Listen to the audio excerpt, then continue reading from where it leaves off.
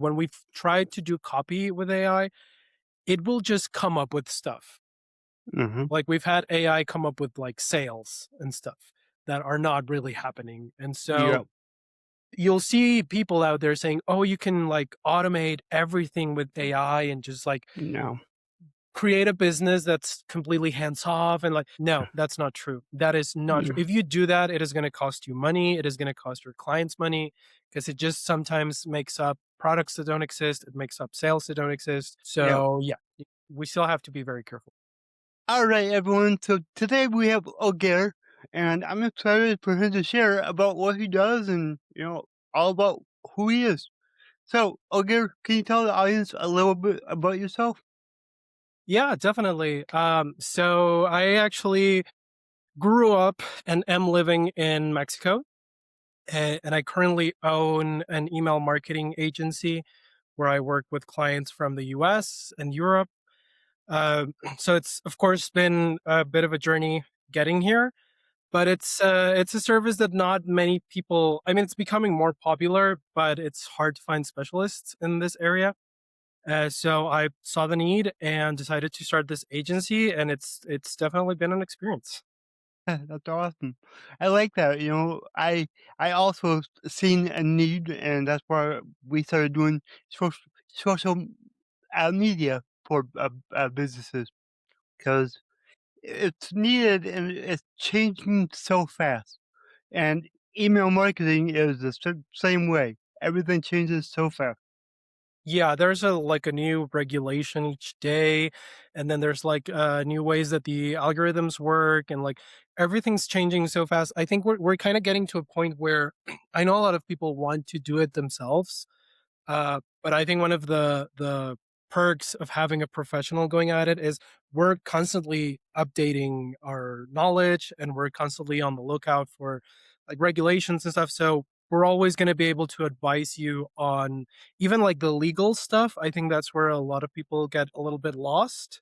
Yeah, So it's always good to have that counsel. yeah, it definitely is. And yeah, I know exactly what you're talking about because we're the same way. We're always learning and figuring out what's working, what's not working.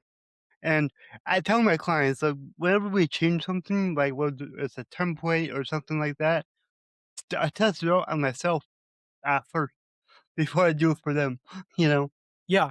Yeah, same here, definitely. And also like handling so many accounts, you kind of start noticing those shifts in market and what's working and what's not. And so something that I've really loved is while building my own agency, I've always looked for clients who really respect our professionalism and our expertise.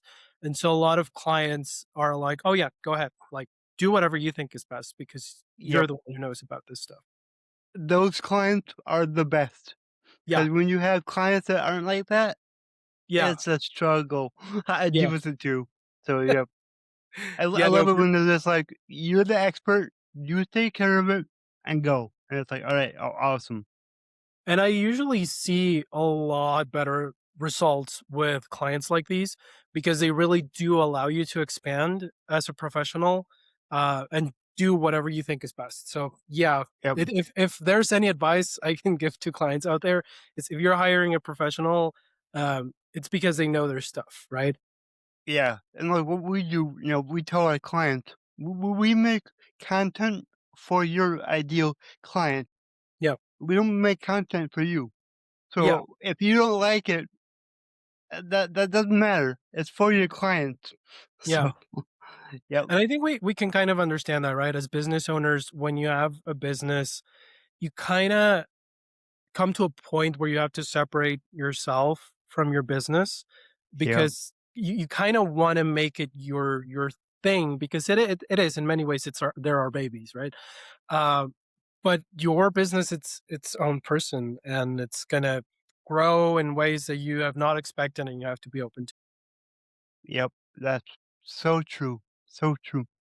So, when it comes to emails, like, what does it look like to work with you? Kinda tell the audience, like, how you help them and what all you handle for, people.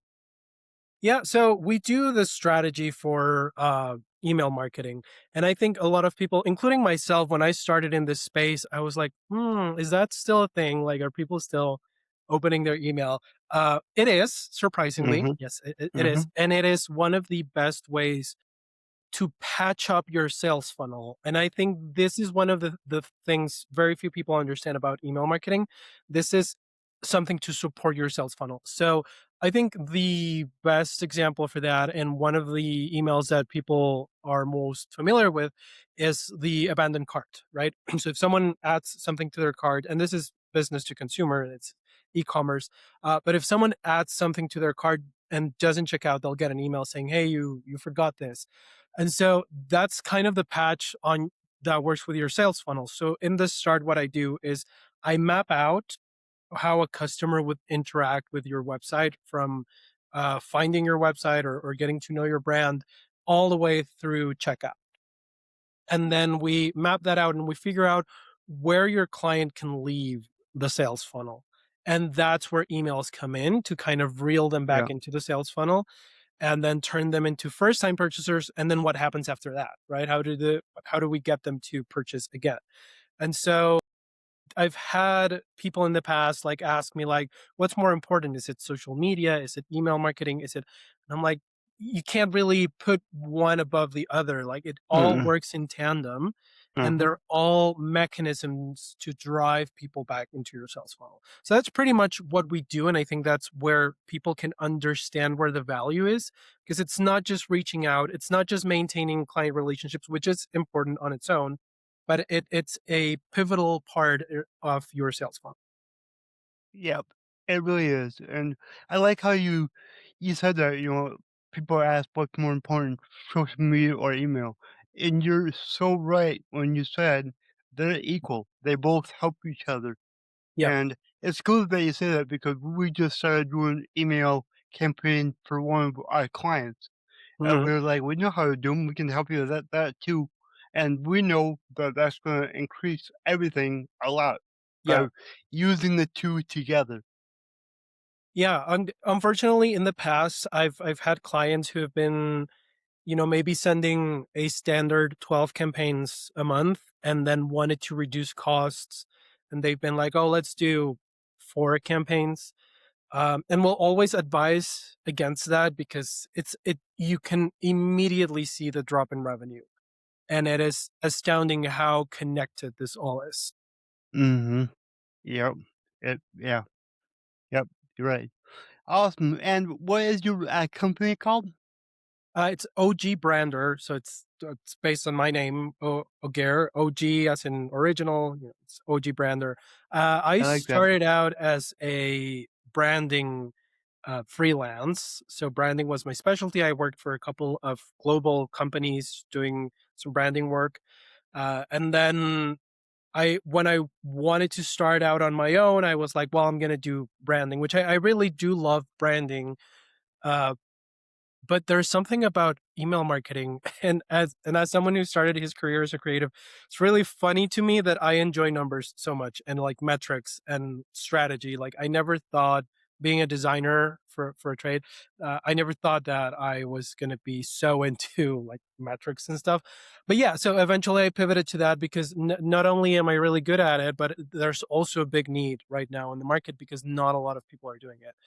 um, Yeah. and I And constantly get clients who have been ill-advised in the past. They burn out their domains.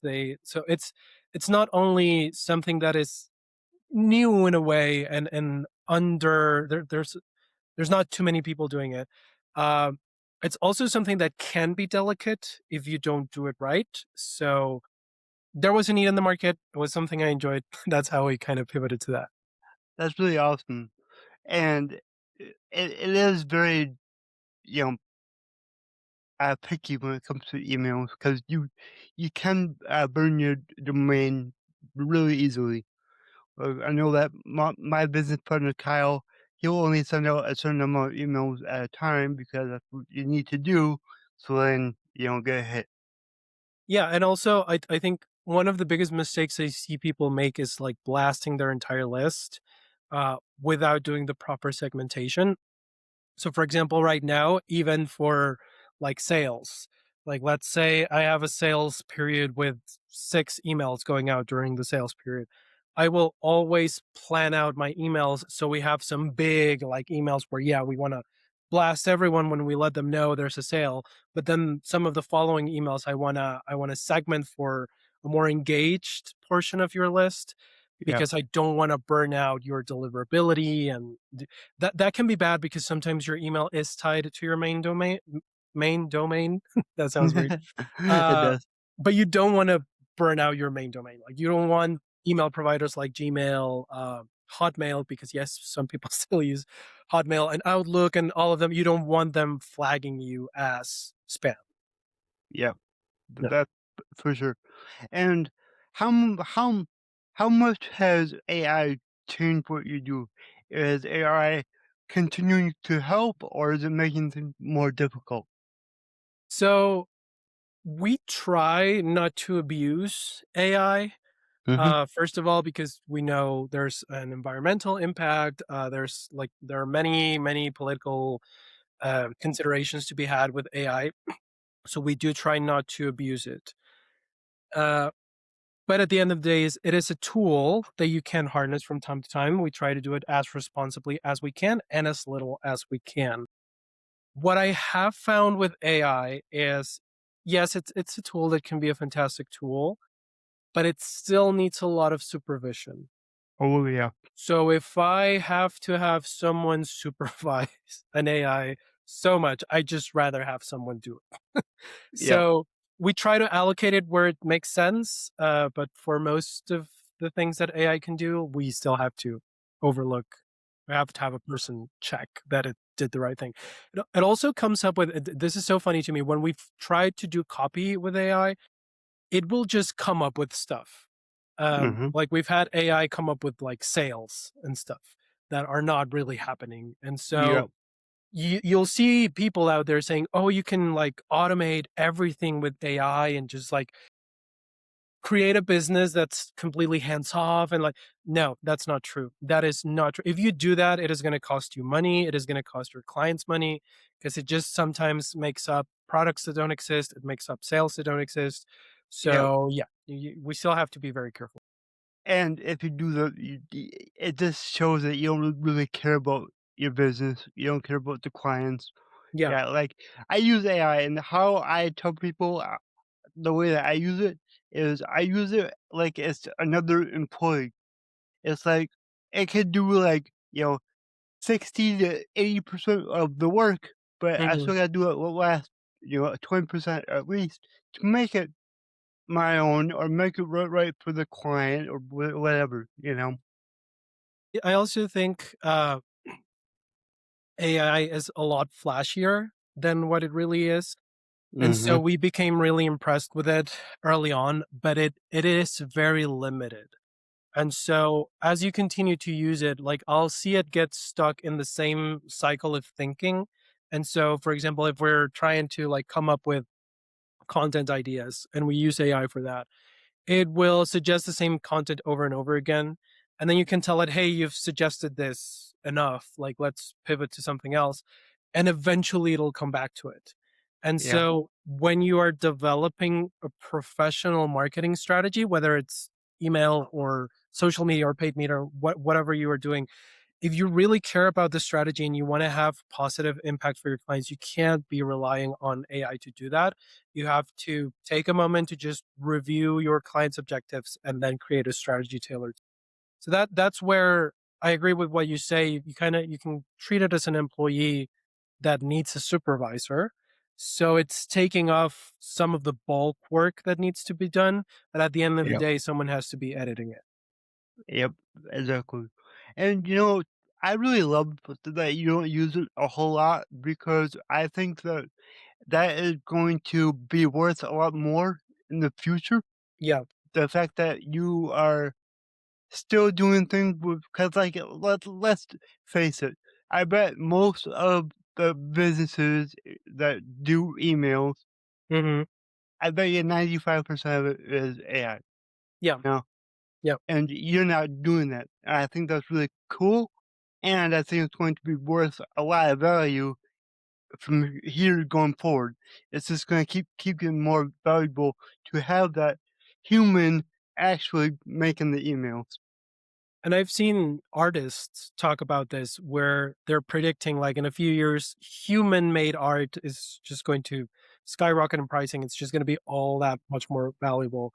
Uh, I also think, to be honest, email is something that you can get lazy with and not tank if you do the bare minimum. And so I think a lot of the people who are doing like AI strong email campaigns and marketing are doing that. Like they're doing the bare minimum so the account doesn't tank and you see like some results, but that's never going to push you over the edge. So I would always, and I never like to like put anyone down, but I would always be wary of anyone who like brags about being like super AI with a marketing company. Yeah, I agree with you. So before we wrap this up, what is like the top subject line right now that you're kind of using? Oh, um, we try to be as creative as we can with the Yeah, subject lines because that's where you catch people. Where I do catch myself repeating a lot is with the emojis. So really? that one emoji that looks like the picture of the I don't know what it's called in English. It's the scream, just the like Oh, screaming. yeah, Yeah, yeah. I use that emoji a lot, and I am a Klaviyo specialist, and my agency is Klaviyo partner and Shopify partner. So Klaviyo just starting doing your wrapped year, kind of like what Spotify does. Uh, and so you get to see like a couple of fun metrics. They're not like really decision making metrics, but they're fun Yeah. metrics. And so we got this metric of like your most used emojis, and it was that one. So yeah, I ended That's up doing that awesome. one a lot. But what we do with subject lines, and I think this is very important, it's often overlooked, is we test for subject lines. And so we can test for the way you write the subject line as a statement versus a question. And so you have the same topic, but you test what your audience reacts best to. And so what platforms like Klaviyo does is they send out that same email, different subject line, or depending on what you want to test. And then you can decide between, let's say, we usually do a 40% versus 40% of the audience, and then the winning email gets sent to the remainder. And Okay. so what you do there is you see what your audience best reacts to, and then you start sticking to that. You see, for example, if I wanted to test the subject line, I want to test for opens because I want to see what kind of language drives people to open my emails. And so I think that's something where you can do testing and decision making in marketing is technically so easy because you do it based in metrics, not just what you think is going to work. So Yep. that So would be true. my answer to that. Test Yeah, as I much as like you can. that. And do you have good luck putting the recipient's name in the subject line? We do, depending on what Okay. types of campaigns. Yep. Um, so we sometimes do that when it's like more personal campaigns. So, for example, if we send out a Christmas email, we Yep. want it to be feel more personal. So we do include like names and stuff. Sometimes for sales, depending on the client, because it depends on how their audience react. Sometimes for sales, weirdly enough, it's not as effective. Mm. Again, Hmm. depending on each account, Yeah. and I'm guessing it's because sales are slightly more pitchy in a way, and so people don't wanna feel patronized. And so I think people can sometimes, if you add, like, their name and, like, a lot of personalization and information, they know you're doing it, and so it can kind of feel disingenuous. And so for some accounts, it'll be just better to plain out say, "This is a sale. Just shop," you know? So yeah, again, it depends. You test, you get to know your client's audience, and then you stick to what you. Yep. Yeah. Awesome. So, how can the audience reach out to work with you? So they can reach us at our webpage, which is ogbrander.com. We also offer a free email audit. So if you already have a Klaviyo account, we can start off by going through it, letting you know if we find anything that can be optimized. And then if you wish to continue to work with us, that's always ideal for us, and we can move over to a retainer. So they can reach us through our website, through our social media, which is also our as OG Brander, or they can reach me at my email, which is same as my name is spelled, Oguer at ogbrander.com. Awesome, awesome, thank you. And my slogan is your abilities are infinite. What does that mean to you? Um, I love that because I'm late diagnosed autistic. Okay.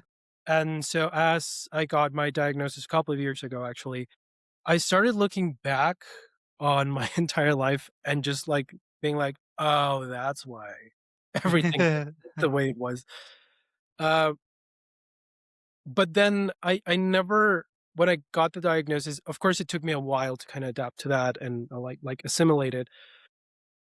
But I never saw it as, "Oh, well, there goes everything," like, I never saw it Yeah, as a limitation or something that was gonna stop me.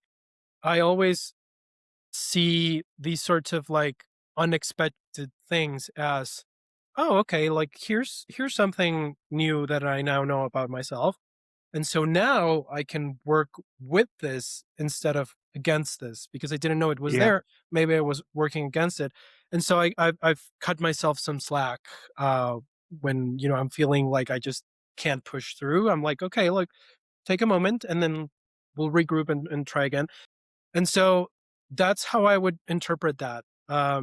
The only thing that can make you not infinite and not the only thing that can kind of stop you and put you in a box is if you feel like that thing is gonna stop you and put you in a. yep. I agree with you 100%. And I love how you took that diagnosis because a lot of people take it as like, oh, this is, I Yeah, can't do anything. yeah, And I like that you like me. You like, you know, this is just a part of who I am. It's yeah, whatever. It explains a lot. Cool, but I'm not gonna stop because of this. yeah. Au Yeah. au contraire, I think it kinda helped me. Like, I used to struggle in public settings because there's a lot of noise and there's a lot of people, and Yep. I always knew I wasn't, like, a public settings type of person. But now I have, like, the best, uh, noise canceling headphones, and so if I would need to go to the mall, like, I avoid it like the plague, but if I need to go, then I can Yep. u wear those and I can stand to be there for, like, an hour, whereas before it was, like, 5 minutes. So instead of, yeah, seeing it as, "Oh, no, what am I gonna do now?" It's like, "Oh, no, no, no, this is gives me the ability to know what I'm gonna do." Yep. Yeah. Now you understand yourself a lot better, Yeah, which is really cool. I definitely do. Awesome, awesome. Well, this was really fun. Thank you for being on the show, and we will be getting a hold of you because I would like to learn more about emails and how we can do better ourselves. Definitely. I'm here whenever you need me, and thank you so much for having me. This was really fun. Awesome. If you enjoyed this show, please go ahead and share it anywhere else that you see fit, because the only way that I can grow this is by you guys sharing it. I don't sell anything on here, so let's just get it out there by word of mouth, help more people. All right, everyone, remember your abilities are infinite. This episode is sponsored by A Topic AI for Opportunity. A Topic is an AI powered opportunity discovery platform, and the best word that I can describe it is ChatGPT. But instead of giving you information, it gives you real people you should be connecting with. Whether you're looking for clients, partners, investors, job prospects, or high intent leads, Topic makes it simple. You just type what you're looking for, and the AI thinks through thousands of signals, and then surfaces verified prospects with context, not random lists. It even helps you follow up nurture conversations, and track your pipeline. What I love about Atopic and why I'm excited to have them as a sponsor is that they're solving the biggest problem in business growth, finding the right people at the right time. If you haven't yet, go to atopic.com and try it. It's one of the smartest tools out there for people trying to grow their business.